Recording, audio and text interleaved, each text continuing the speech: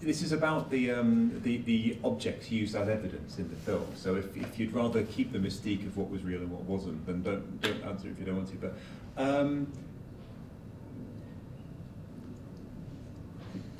how did you feel about if you did take things from the site of the grave? Did you have any doubts about doing so? How did you feel about doing that? What, like taking a skeleton of a bird from Yeah. Yeah, I wouldn't have any doubt. I mean, it's not like it's a protected site. It's just, I mean, actually, that grave in Biaccia, I went back many times, and it was used as a dumping ground for the villagers. They would put all their rubbish there and cut branches. So every time I went back, I would have to pull all that stuff off. So I never quite understood why, but I would go and there'd be piles of dead branches just put there when somebody was trimming their trees, and I think that's probably a way of trying to keep it all contained. It's almost like putting a cage over it or something. So yeah, I don't really have a problem about taking. Okay. Nobody else is looking at those places, so I saw it that those things were there for me. And in terms of the sort of mystique of what's real and what's not real, none of that's evident in the film. I don't talk about that at all. I mean, I talk about it in the writing. I was telling Simon the other day, I was doing an interview for my tour with a journalist, and I realised after I'd done the interview that he'd read my PhD, because he was asking me about the objects not being real, and I was really, suddenly you're doing something, and I was a bit sort of taken aback by that question, and it was only afterwards I realised where he got it from a section of my PhD where I'm talking about creating these false objects, because it definitely wouldn't be something I would talk about in terms of the film tour where I'm having a non-academic audience, because that's not helpful in that context, unless there's a whole discussion around why it's been done. But some of those objects are real and some of them aren't real, but it all happened. Yes. It's the same with the film, like this tableau, that's not real, but it happened, the stuff happened. So it's everything in the film is quite playful. So you've got so many forests in the film. Some are real and some aren't real, and some look real, but they're actually made of cardboard. And some look fake, but they're actually real. And so, I wanted to just make, almost like just pulling the rug out from under people's sense of what they understand the world to be. That nothing is quite what it seems. But I can tell you that the Post-it note is real. The jar of fog is clearly not real. But there was fog. But how do you manifest fog as an object? The map was real.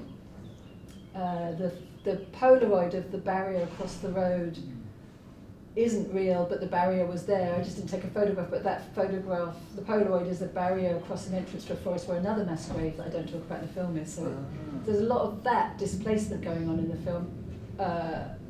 Areas that stand in for other areas, because particularly there in Poland, those forests are full of bodies. Not just Roma, but Jewish bodies, Russian bodies, German bodies. I mean, there's just a lot of bodies. And so there's a lot of playful work with things representing other things. And the skeleton of the bird, that's real, but not real. So that was found somewhere else, but not at that site. But something else was found at that site. So, Okay. You just reminded me, actually, I noticed on the back of the Polaroid, it looked like it said the word impossible. Impossible, yeah. It's a company that's taken over. So Polaroid don't exist anymore because their chemistry is too dangerous. So they had to close down. And Impossible are a more recent company that now make the Polaroids. It's sort of not quite as reliable as the Polaroid. It might be a bit better. I haven't used Polaroids myself for a while now, but yeah, the company is Impossible. Right. Yeah. I wondered if it was a deliberate comment. No, it would be quite nice. It would be quite nice, but no, it's not. Thank you. Yes, Liz? Thanks very much, Roz. I couldn't help but feel like quite a bit of resistance to that term guilty trees, about the sort of the silent witnesses erasing past atrocities. And throughout your talk, I was trying to work out what that resistance was. In the way we sort of attempt to use land to erase or misuse of it, or violence against it or each other, I feel like the landscape records this violence, For example, the photograph of the trees that you had, there was like that sort of scar that went through the centre, the absence of the trees. And that sort of felt to me, I could be wrong, like, but the evidence of that history, and that the evidence is there if you sort of know what to look for. And the other kind of resistance I felt was that the way trees and forests, this sort of continual growth, is, for me, it feels like a sort of steadfast commitment to sort of growth and renewal, as opposed to this notion of guilt. And Rachel, just wondering. Yeah, I mean, I have a real problem with Van Alphen talking about the guilty trees, because he says he positions them as being guilty because they're part of the erasure, and I just don't see it like that myself. Like I said at Jabna, I felt those trees were communicating something, that they were definitely forming some sort of memorial themselves, and of course, like spending so much time in forests where a lot of the graves are, that there didn't seem to be an erasure at all happening with the trees. That if you're thinking about what's in the ground, the trees have a root system. They're taking that up in them, so they become the memorial. Yeah, I mean, I think with Armando's work and Van Alphen talking about it, he's definitely talking about the edge of the forest, and I think he's talking about it just encroaching and growing over. But I mean, for me, that's not a very phenomenological way of interpreting it, because we can look at the trees as living beings that are doing something, and I don't know, I can't get my head around why he would call them guilty for erasure. Yeah, I mean, I really wanted to push back against that.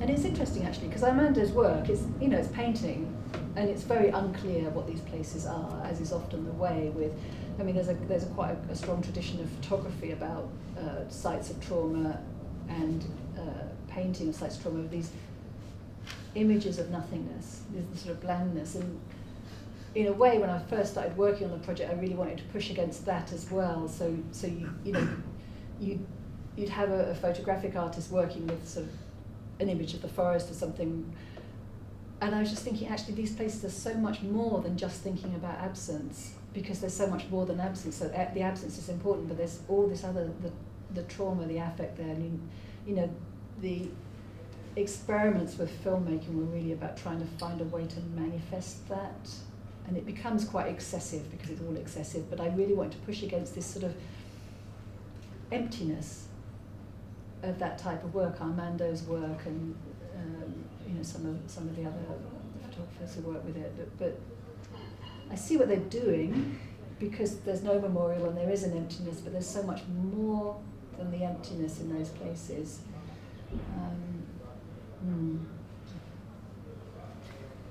Isn't it, I forget who says, like, emptiness is in the eye of the beholder, and there's something interesting about this idea of, like, you mentioned about binary, so we tend to go absence or presence, but actually there is this sort of liminal space between them, which the ghost gives you, like a sort of contested boundary between these things. Can you talk a bit about that? Well, I thought a lot about the binary thing when I was making this work. I mean, it's work that it's been 10 years now, but when we're making this work, but I've always thought about things as being binary in that way, like true, false, fact, fiction, and then actually as artists we talk about the space in between, and it's a very common language that we use as artists, the gaps in knowledge, the space between truth and fiction. This is where we inhabit as artists, or people who challenge the documentary genre. And I actually started to turn against that towards the end, and I thought, actually, these things aren't binary, there is no space in between, because it's all part of one continuum. You can't separate truth and fiction, that actually the whole thing is interwoven. So you can't have the flip side or the gap in between, because there is no gap in between. You have to look at it collectively, and there's some really nice writing on that by Mika Bell talking about how, particularly in political work, it's intertwined. that you can't separate it. And I think for me that was another big shift in thinking, to think, okay, this little gap that as artists we think we inhabit and we're being very clever, it's like, that's not there. You can't inhabit that gap. You have to inhabit all of it. You have to take on board the whole thing. Yeah, I can also just add that I've actually recently read this really interesting book called Alien Listening, and it talks about this binary as being a rhythm, so something that can exist in a continuum of time, which we experience as sound, which you've also That's really nice, yeah. Continuum is really nice,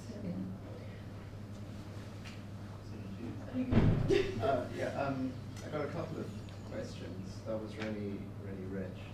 Thank you.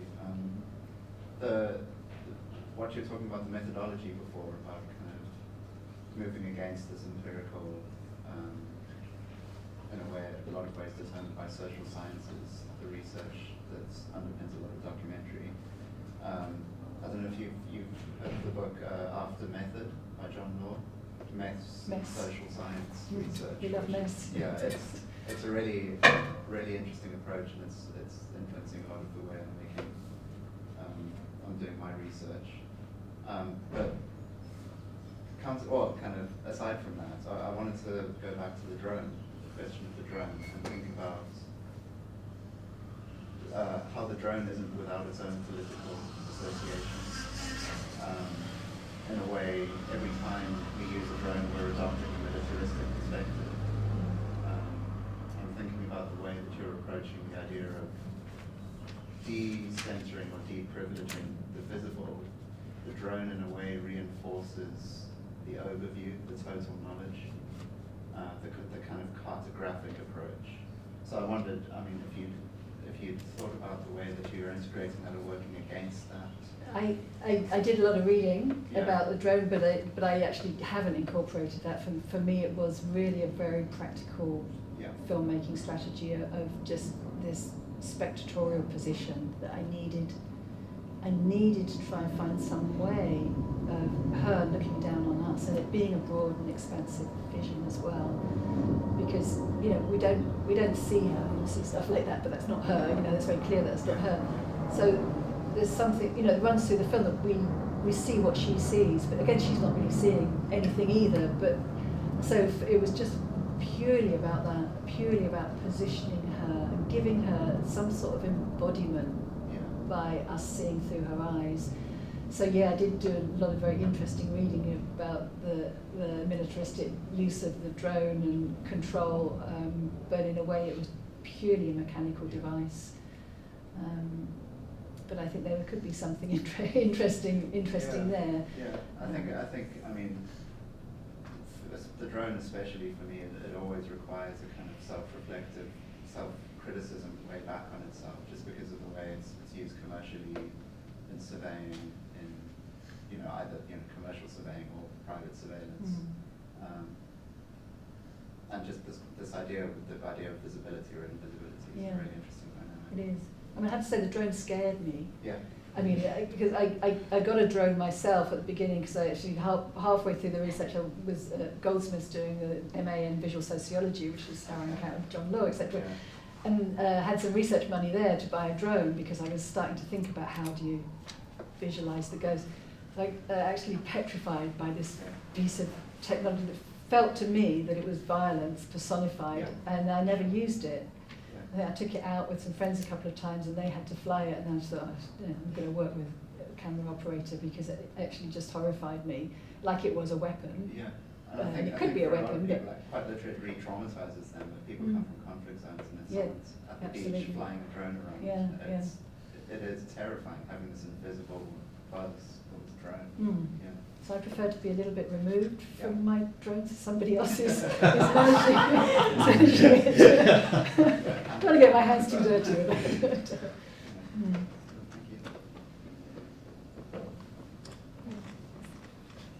You said you didn't mention much about the birds, and you said you might discuss that. I was just curious about. I was curious if there were any Roman beliefs about birds that found their way into that, and the kind of history of things like divination through birds, ancient Roman augury. I always had a sense that was birds were kind of in the sky, so they were kind of messages from the divine. But in the film, the messages are actually coming in the earth, but the birds also play a role. So I was just curious about that. I mean, firstly, I didn't look at any Roma mythology, etc., purposefully when I was making this, because I'm not Roma and I'm making it as an outsider, and I really didn't want to start appropriating Roma culture. But I have looked at it since, and it's definitely there. I mean, there are particular birds that have significance for Roma, and Roma believe in messengers. So in the film, I was seeing the birds as messengers, and there were a number of things that happened to me with birds that, looking back, I realised something was happening. It wasn't just a chance encounter with a bird. So right at the beginning of the film, there's a scene with the seeker at the lake at the beginning, the first time she goes to the lake, and this sort of suggestion of a bird. And that's based on a real experience that I had at the lake of an owl just coming and just circling really low over my head and then just going away. And it was a point where I was actually, it wasn't at the lake in Hungary, but it was a lake in the UK that I was using to film because it looks exactly like the lake in Hungary. And it was a day that I was very upset. And I, had been working for years with like visiting death camps and everything. Normally it doesn't, can be quite removed from it, but that particular day it had got to me, and I was feeling really agitated and upset with all the testimonies and everything. And then there's this owl came and did this thing, and it all just dropped away. And so that was, a personal moment that I felt something very intentional was happening there, because I've never had an owl do that before or since. And that was a moment where there's something was happening with me that I was obviously manifesting some sort of distress. And then there's a whole thing with the field fairs, and the field fair comes to the seekers, and that happened exactly like that. So I was on my computer at home looking at the Polish places and trying to sort of work out where Tarnów was, and I didn't know much about the graves, but I was beginning to. And then my garden was just absolutely full, in Hackney in East London, full of field fairs in summer, and they're like winter birds, and I didn't know what they were, so I was like at the window, just like shit, masses of them, and then worked out they come from Poland, from the forest of Poland, and then went back and looked at my screen, oh shit, I'm looking at, okay, maybe I should be paying attention. So there was lots of that, and then actually, years later when I was interviewing Judith in Hungary, so she's the granddaughter of the woman who was shot in the pit at Vapalota, the lake, and I'm in her garden in Hungary, and she's doing a very beautiful interview, and there's just this absolute chaos coming from the bush in her garden, so I had to stop filming and went to look. It's full of field fairs. They just arrived. She said they don't normally come to her garden, they just arrive, so her garden's full of these fields. So there was lots of that, and I started to think about them as messengers, as ciphers. And certainly when I was thinking about haunting and how the Deathless Woman had, in hindsight, once I found her grave, how she had led me there, and there's many different things. The birds were part of that, of her leading me to that place. And she's using them, I think, to communicate. But yeah, Roma do have beliefs about birds, particularly owls, actually. And it was the owl that started me off on that. There was also lots of other things that happen with animals. So when I was filming in Birkenau, in the ruins of the Gypsy Roma camp, and you see it in the film that it's just, there's nothing there, there's just a few sort of low bricks, evidence of the huts, and got there really early in the morning before the camp was officially open, and I sort of, just ridiculous things, sort of rushing to get there before the mist evaporated, because I wanted to get my shot, and of course when I got there the mist had gone, and I'm feeling really pissed off, like, I haven't got my misty shot. And I'm, in sort of get through the padlock gates into the Roma camp, the ruins of it, and a deer was there asleep behind the wall and just sort of leapt up and was just charging around trying to get out while I was in there. It was an extraordinary thing as well.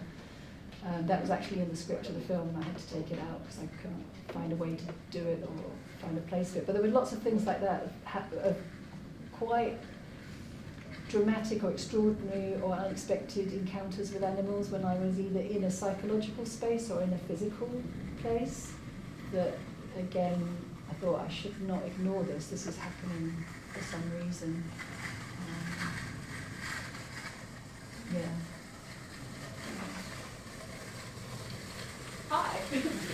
so much. That was really exciting. One of the things I was particularly interested in, I made a note on, was you talked about the idea of a tree as witness atrocity, but also you kind of touched on specifically burial sites and the decomposition of bodies. And what I wrote down in relation to that was this idea of an entanglement of matter, and the idea that perhaps there might be an exchange between the bodily matter of victims and the landscape that surrounds, and that kind of leaves a lasting imprint. And I was wondering if that might also map onto your research methodology in terms of taking things from other sites and applying them to the site that you're talking about, and how there's always kind of an ongoing exchange of materials. Yeah, I mean, it's interesting that, because it was something that Sophia said to me. You know, she's so upset about the way that the villagers abused the first gravesite of the Deathless Woman and her family, you know, putting all the rubbish of the branches on them. You know, and she says, I know the bodies have been taken, but their matter is still in the soil. And actually, I haven't put that into the film, but I thought that was such a powerful idea. You know, there she's been living next to it for, 70 years, and she sees that the land's impregnated, and I'm quite interested about trying to do something with that idea. You know, I've had an idea I've talked with Simon about in the past of taking one of those geological core machines and just taking a soil sample from some of these sites. I'm not quite sure how I could ever make that happen, but of preserving that as evidence as well. And in terms of sort of matter between graves, I don't know. I mean, I see all the graves as interchangeable, and that goes back to some of the playfulness about what site is what and what forest is what, because it's full of it. You know, like, yeah, I might be looking at that indentation in Bielcha where the Deathless Woman's body, but I'm sure there's probably another one 10 metres away of somebody else's body. You know, so there's just so much of it that it seemed after a while to be ridiculous to be focusing on particular graves, and that's why it sort of becomes a little bit murky of what graves are what. But I think this idea of matter is really interesting. We try to do something in the film of taking us underneath the earth to try and suggest that. Again, like to do a little bit more of that. I like the idea of things happening under the ground quite a lot. I mean, I think the second film I made back in 98 or something is a film called Worm Charmer, and we built a life-size worm tunnel, for want of a better word, which we actually, when we were building the Deathless Woman's grave, I dragged out all the production photos of building that. I thought, actually, I know how to build one of these. But, I like the idea that beneath the surface of the world, other stuff is happening. And we try to do that with the camera just going down. And that's a very Lynchian, David Lynchian thing. Actually, in the beginning of the film Worm Charmer, the camera does do that. It sort of starts down and kind of comes up and looks at the world, but then it goes down again and sees this, this sort of. In Worm Charmer, we don't deal with it as a literal earthy space. It's a metaphorical space for the distress and discomfort of the woman who's in the film. So she we put her into these worm tunnels, but it's dark under there. This is where the stuff that we don't like to think about happens. And then how do we manifest that? But you talk about the trees bearing witness. Those trees are taking up all that matter, and those insects are living off all that matter, and it's a very convenient way that we talk about buried histories. It's a very convenient way of not thinking about stuff, bury it. What happens when you resurrect?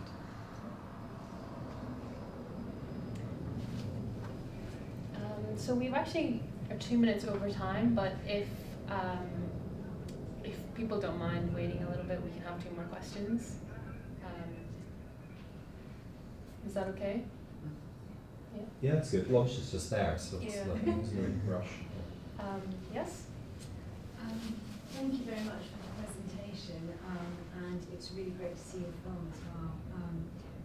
My question was really, I suppose it's very interesting to hear you talk about your methodology and looking at things in a very different way than filmmakers tend to do.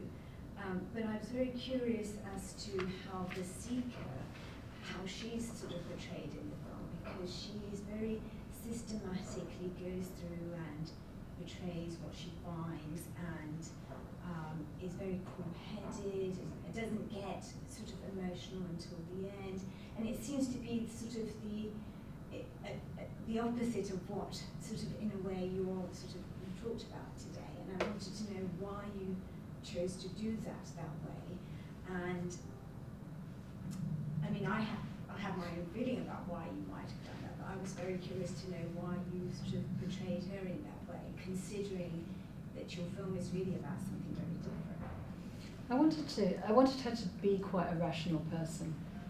So, I mean, even though I'm talking about a lot of things today that I wouldn't necessarily talk about apart from in present company, so I wanted her to be quite rational. I also wanted her to be it was very important that she was unemotional, that she was just on a journey, that she sort of was a balance to what else was going on, and she's our route through it. So, you know, she's very clearly, she's a non-Roma woman, she's finding out, but she's questioning rather than being moved by it, because I didn't really want to put the emotion onto her.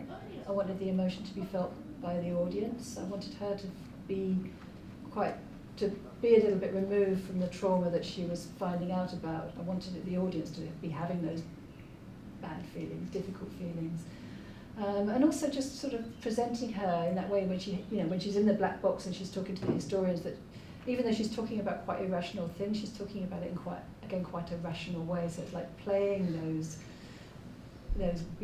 white middle-aged male historians at their own game, but then she's talking about trees and wind and all these other things. So I mean, we looked at lots of different ways for manifesting her story. It was possibly the most difficult part of making the film, is determining who she was going to be and how she was going to be in there, because I'd written her story, like my story, in my notebook, so she's working verbatim from my notebook, so it's very literary, which some people actually don't like in the film, but it is what it is. And for quite a while I thought I should actually just do it myself because it's my story, but there was so much else going on that it became quite a practical decision not to do it, because I was having to do so much else in terms of day-to-day filmmaking. And I like having Lauren do it. It's, again, it sort of just removes it a little bit from me, but I mean, initially I'd written something where it was just myself sitting in a room just telling the story. We'd also written something where the character of the seeker was in dialogue throughout the film with the psychic. So the psychic was drawing it out of her. So it wasn't as if she was presenting this to the historians, it was more like she didn't really know what had happened to her and the psychic was drawing out. So we worked with that for quite a long time.